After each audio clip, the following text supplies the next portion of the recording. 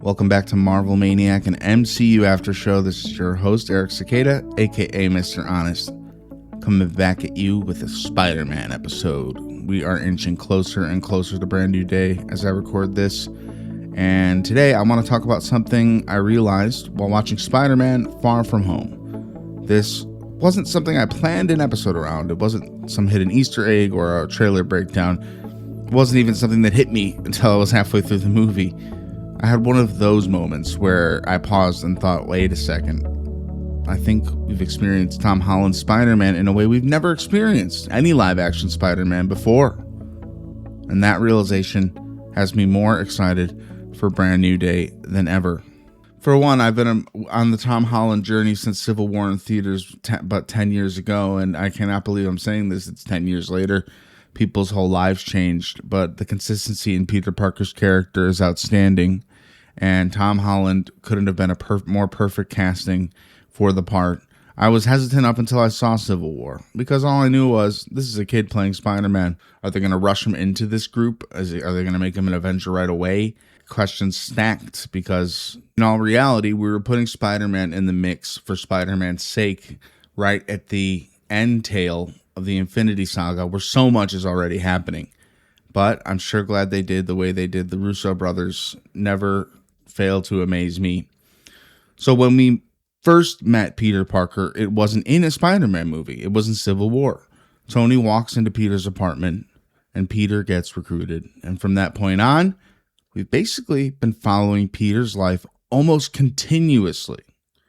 I really want you to think about this. Homecoming picks up almost immediately after Civil War, right? And it's Peter trying to prove himself, trying to become an Avenger, trying to balance high school with being Spider-Man. Then, only a short time later, Infinity War happens. Peter's on a school bus, his arm hairs stand up, that Spidey sense knocks into action. The alien ship arrives and he jumps into that action. Then he dies. From at least everyone else's perspective. But because Peter's perspective is different, he doesn't lose 5 years. He doesn't experience the blip and the 5-year gap. He turns to dust and he comes back.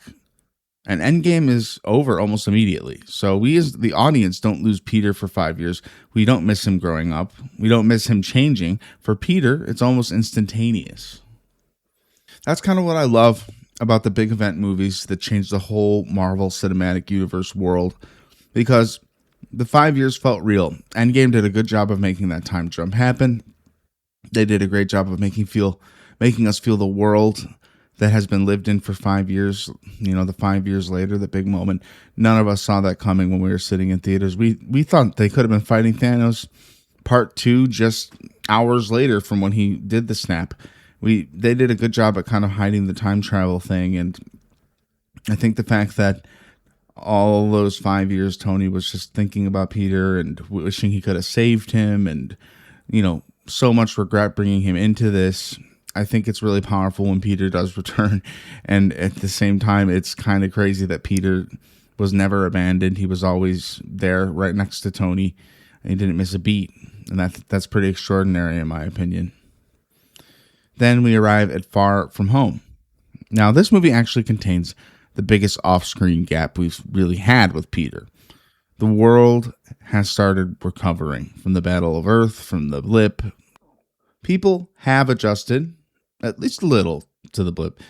Aunt May has stories about what happened. The school's functioning again. Life is trying to move forward. But even here, the biggest thing Peter does off-screen from when we last saw him in Endgame isn't becoming a better Spider-Man. It's becoming Peter Parker. Somewhere in between Endgame and Far From Home, he falls for MJ. And I actually love that. The biggest unseen development during the Home Trilogy isn't some giant superhero battle. It's a 16-year-old boy realizing he likes a girl. That's Spider-Man. And speaking of MJ, Tom Holland and Zendaya just work. Whether it's incredible acting, unbelievable chemistry, or simply two performers who understand these characters inside and out, I buy them. I think they're awkward, they're nervous, they're trying to figure each other out.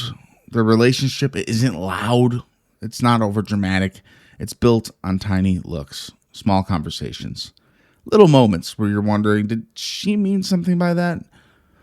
Watching those scenes honestly reminded me of being that age, trying to decode every smile, every compliment, every little sign. Those feelings are universal. And that's why Peter and MJ feel so believable. It brought me back to high school. But while Peter is figuring out his feelings, he's still figuring out himself. And I think that's actually what the Home Trilogy has always actually been about. People often compare Peter's journey to Tony Stark's. Tony evolves through technology. Every movie, another suit, another armor, another invention. But Peter's evolution is different. His growth isn't external, it's internal. Homecoming teaches him responsibility. Tony tells him one of the greatest lines in the MCU: if you're nothing without the suit, then you shouldn't have it.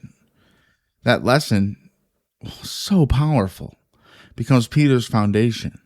Because Tony cares so much about Peter, and he's done everything that he could to keep the kid safe in a Spider-Man suit while he's kind of the one approving his superhero days, and it's his responsibility in his mind to keep Peter safe from everything. That's why we get the babysitter or whatever, the protocol that keeps him from going all out crazy in that suit, like with ultimate or ultra kill mode.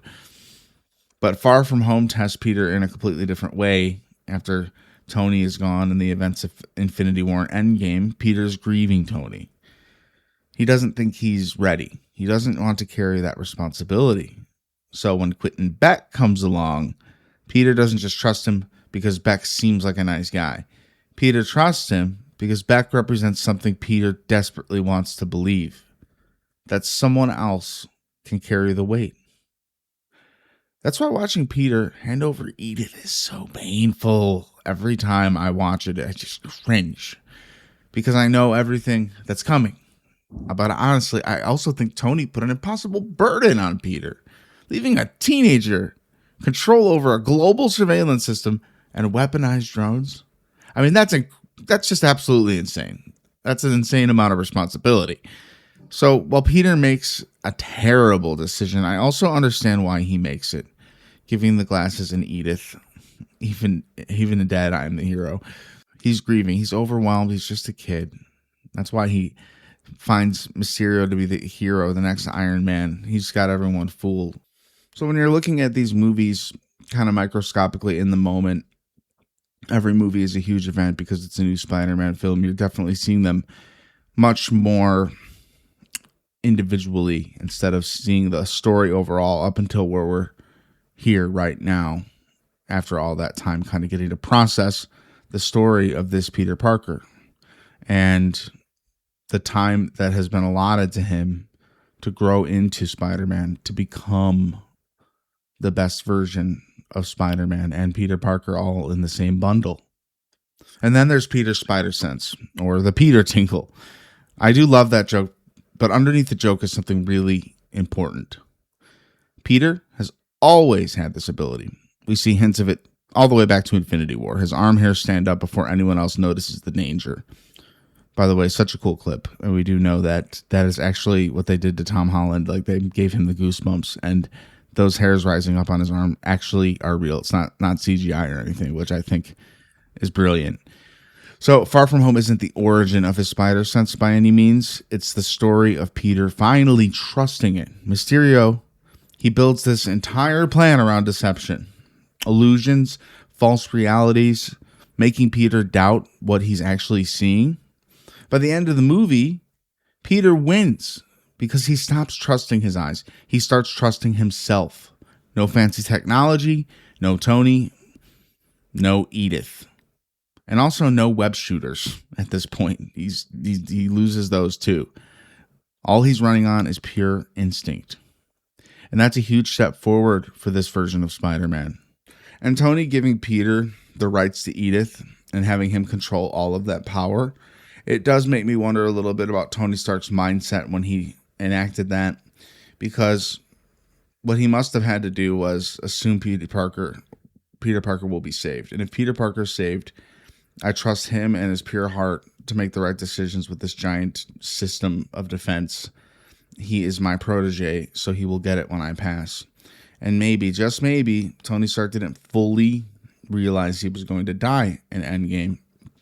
Thus, if he died like many years later, he had it just ready for Peter whenever he did die, whether it be right after the battle, not ideal for Tony, or a few years later when he's just ready to pass on the mantle and able to explain to Peter why he's giving him such a great responsibility instead of someone like Nick Fury or someone who is a little bit older and wiser, not just a kid from high school who just happens to be one of the greatest superheroes of all time. Then No Way Home happens, and I honestly think that's where the Home Trilogy reveals what it's really been doing all along. Looking back, I don't think these are three separate adventures. I think they're one giant origin story.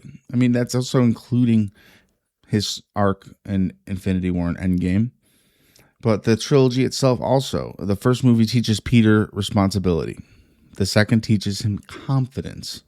And then the third strips absolutely everything away. Tony, May, Ned, and MJ. His identity, his home, everything. And when the movie ends, Peter finally becomes the Spider-Man we've always known. Not just Iron Man Jr., not the Kid Avenger, just Spider-Man. Now, here's why all of this has me so excited. Brand New Day will be Tom Holland's 7th appearance on screen as Spider-Man. Civil War, Homecoming, Infinity War, Endgame, Far From Home, No Way Home. Now, this. Think about that. We've never had a live action Spider-Man with this much continuous storytelling. Not Toby, not Andrew. We've watched this Peter grow for 6 movies. Almost every major lesson, almost every defining moment, almost every victory, almost every mistake. We've been there until now. Because for the first time going into Brand New Day, years may have passed. We actually might be meeting Peter Parker, who has been living his life without us being able to watch his every move on screen. Maybe he's become New York's friendly neighborhood Spider-Man. Maybe criminals recognize him as the webhead, like they do in the games and the comic book source material. Maybe he's settled into routines.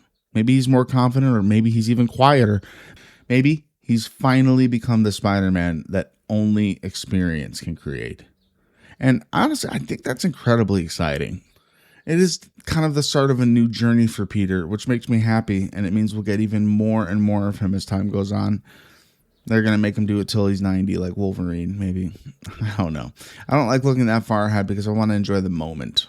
And this all is so exciting because I don't know what's going to happen. I don't. And honestly, I don't want to. I want to walk into that theater and meet a Peter Parker who has been growing all the while we were away. When I first started this rewatch, I thought I was just revisiting some great Spider-Man movies. But instead, I realized something I've never articulated before. We've almost never missed Peter Parker's life. We've grown up with him. Movie after movie, moment after moment, and now, for the first time, Marvel has the opportunity to let us catch up with him instead of following him every step of the way. And, I mean, I'm pretty sure it's confirmed that there is no instantaneous, like, moment to moment. Like, we're not going to follow Peter the minute his life fell apart, kind of, in the way where he had to make everybody forget him. There's going to be a real life time jump, almost the exact time as the last movie came out till now. Peter's been operating in real time as Spider-Man. And that's a new beginning, honestly. That's maybe what really Brand New Day really means. A new beginning for Peter Parker. A new beginning for us as an audience. And as a Spider-Man fan, I don't know how to even express my excitement more than making this little episode a few weeks that I could barely even wait. It's the beginning of the month, the end of the month. The movie comes out, and wow. I mean, I'm just happy to be a superhero fan right now, especially a Spider-Man fan. And honestly, I cannot wait to meet the Spider-Man we've been missing and seeing how he goes about being Spider-Man after this amount of time. It kind of blows my mind as a viewer seeing our young Peter Parker from Civil War grow up into his own man and becoming the literal definition of Spider-Man. It's inspiring, and it also makes me feel older. And not that that's a bad thing, but I was an adult when he came on screen as Spider-Man for the first time, and I am further into adulthood now, 10 years later, as he's going into his 7th appearance on screen and his 4th mainline movie. Had no idea he would make it this far, always dreamed that he would. And I wonder what he's been doing as Spider-Man while operating alone without Stark Tech, just on his own, with his own gut instincts. It's more akin to the comics. People, even in the fan base, love Spider-Man the way he is, as Tom Holland, portrays him, but wants him not to have all the Tony Stark access, less access to technology, less kind of let's build a suit in an airplane type of thing. More, here's Peter making his suit from a sewing machine. And this reminds us a lot of Tobey Maguire's Spider-Man, maybe even a little bit of Andrew Garfield's. And I like to see Peter in this spot because it's putting him in a spot similar to where we start off with these other Spider-Men, except for this whole backstory just kind of in the back of our minds, and that holds a lot of weight, and that's what makes the MCU such a beautiful, amazing thing when it comes back around and continuous storytelling is able to develop over time. I love it. I'm crazy about it, and I'm very, very happy that this movie is coming out. I've enjoyed talking to you about Spidey. I'm not sure how many more Spider-Man episodes I'll make before Brand New Day, but I'm Spider-Man obsessed right now, so don't be surprised if there's maybe even one more. Join our Discord server. In the notes section of this episode, we want to talk about Spider-Man. We could talk about Spider-Man. You can email me at marvelmaniacpod@gmail.com. Your thoughts, your theories, your thoughts about this Spider-Man's journey overall, and where you may be able to, you would hope it would go for another trilogy, being Brand New Day is the first of this new trilogy. We'll see. Brand New Day rolls off the tongue now. It sounds just right. It sounds perfect. I'm ready for this. Are you ready? I'd ask you to rate the show, do the 5 stars, do the thumbs up, write the review. It gives us even more opportunity to meet more people and talk about great power and great responsibility and all that good stuff. This has been Eric Cicada, aka Mr. Honest. I'm Marvel Maniac and MCU After Show. And until next time, Avengers, disassemble.